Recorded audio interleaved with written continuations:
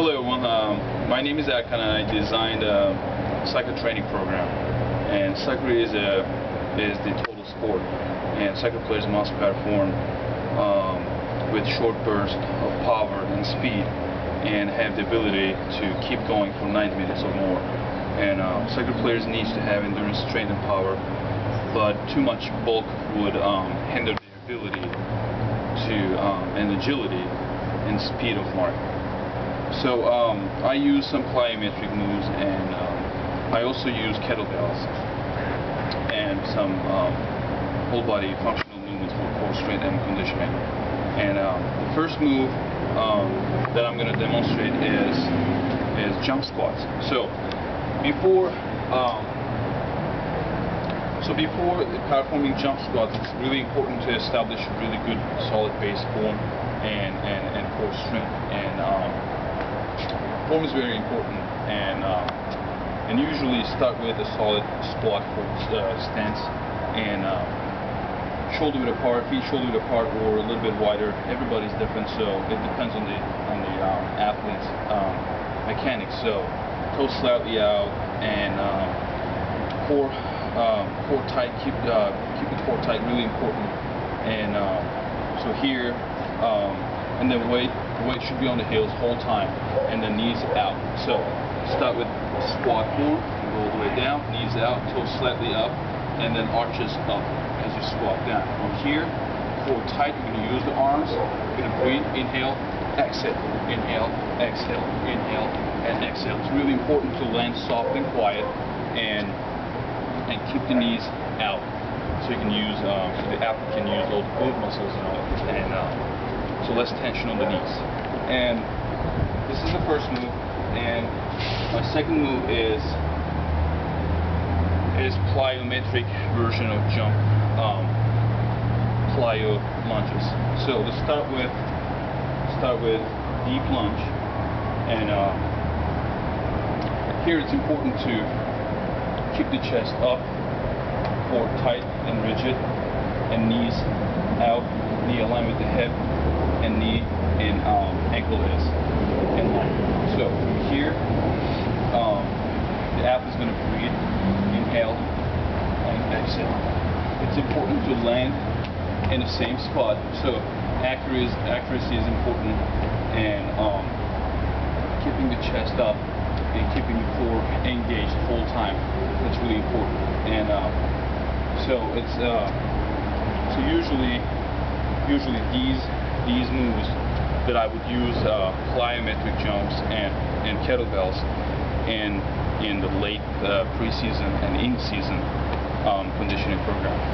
So that was plyo lunge, and the third move that I'm going to show is plyometric or plyo push-ups. And here, so the difference is in a regular push-up is basically you're pushing off the floor and try to perform this move exercise as fast and as powerful as possible. And it's really important to keep the whole body in line. So so what I look at the what I look at the exercises is basically when you just look at the athletes sideways, everything is in line, one straight line. Your ear, shoulder, hip, knee, and ankle joint is in line. And when I see the athlete on high plank position, and I would look at the same straight line. And really important to maintain that core, tight core, and fingers spreaded, and keeping the neck in one place. So to start with, the athlete's going to start high plank, and fingers spreaded, and your hands over your shoulder. Everything's engaged, locked in, rigid. Here, I'm going to inhale, exhale. You can add this clap, or you don't have to.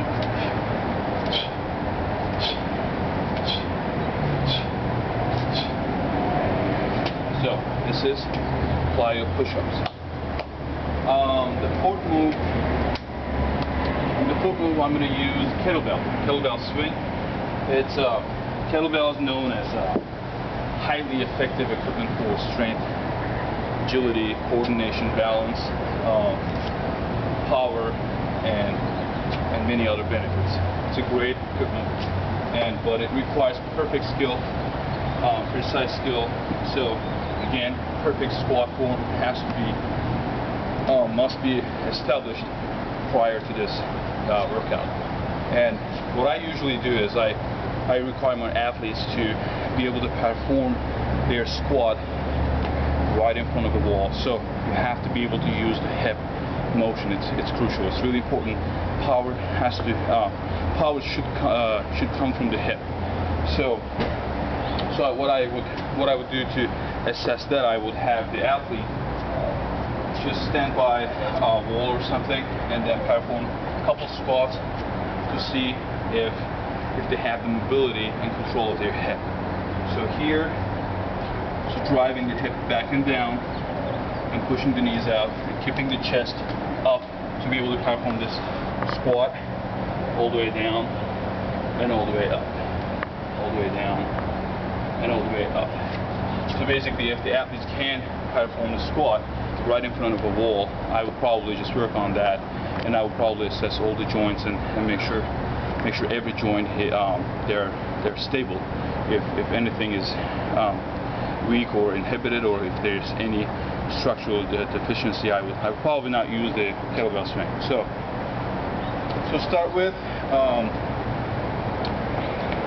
to getting a nice and solid squat stance here, and so it's important to start with miniature swings first, and then when you get the momentum, then you're going to use your hip and creating more power and performing the swing. So here again, you're going to squat down, chest up to start with, toes slightly up, and when on your heels, you're going to lift it up first, and again start with miniature swings to get the momentum. It's really important to use your hip flexing and extending the hip forcefully.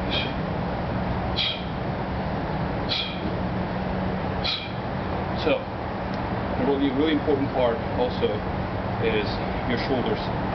Shoulders hugging your torso. So pull your shoulders back and engage your core. It's always really important.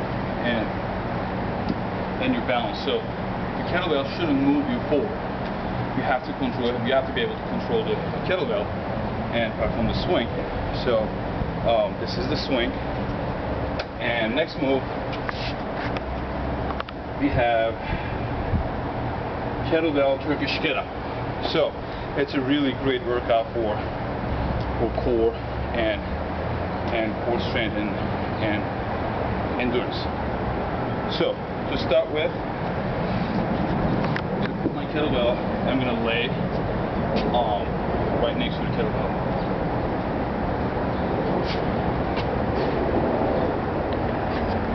Perfect. And then I usually use with both hands to grab the kettlebell, and then, so before we do this, actually, let me demonstrate without the kettlebell. So basically what I'm going to do is, I'm going to grab the kettlebell and extend my arm forward. And my goal is to keep my arm, my elbow locked the whole time. Here, what I'm going to do is, there's different styles of get-ups, but what I like to do is, I start here and then turn, rotate, use my hand, and then bend my leg, use my hand, and then I switch my legs, and then getting in a lunge position, and then stand up. So that's switch leg stance basically. That's what I'm going to do. And I'm going to again, I'm going to lay, I'm going to grab the kettlebell, push it. Important to keep the wrist straight, elbows locked. Use the hand, slowly turn, rotate, switch the leg, lunge, and then stand up. And then from here, everything is reversed. So lunge first, use your hand, and drop. So this is kettlebell Turkish get up. And so next move, I think sixth move is called military march. So this move is basically not high impact but high intensity, and control is very important here. It's crucial, and basically it's military march, so it's going to look like military march. And what's really important is try to keep that control. Arms going to be straight, legs going to be straight, and then and they're going to control, the athlete's going to control the movement. Has a great core, hip flexors, obliques, abs workout, which is really important for that sucker kick. So, so to start with, everything is rigid, everything is straight, and then and the athlete's gonna lift the leg up straight. It depends on the athlete's flexibility. They can lift their leg up until the point that they have to bend their knees. So I just have them usually just keep everything is locked and rigid, and then you can basically mess with the range of motion in this exercise.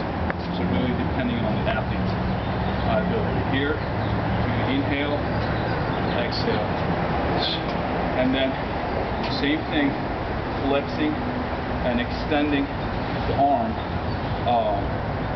is really important here. So this is how it looks like.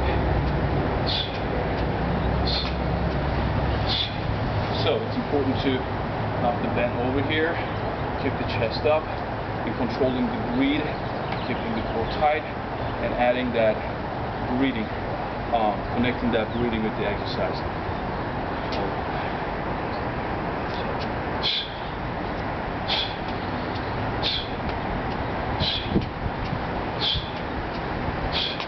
So this is military march. And the last move we have, I think it's a great move, burpees. Really simple, basic. It's a great endurance, strength, and power exercise that would probably mimic all three energy systems that would probably a soccer player need in their game. So to start with, athlete's gonna hit the full high plank, and then I perform the push-up, and I would have them make contact with chest to floor, and then forcefully bring the knees in, stand up, jump, and clap. And what I do is usually I have a target. I have something. So every time each repetition they do, they perform, so they jump and then touch the target. So in this case, my target is the ceiling. So inhale, hit the floor, chest make contact with the floor, stand up, jump, and touch the ceiling. Here, again.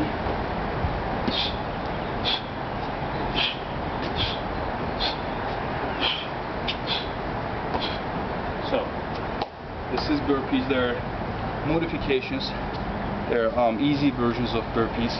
Again, it's depending on the athlete's ability and level that I would probably modify each exercise accordingly. So these are all my 7 exercises, and thanks for watching.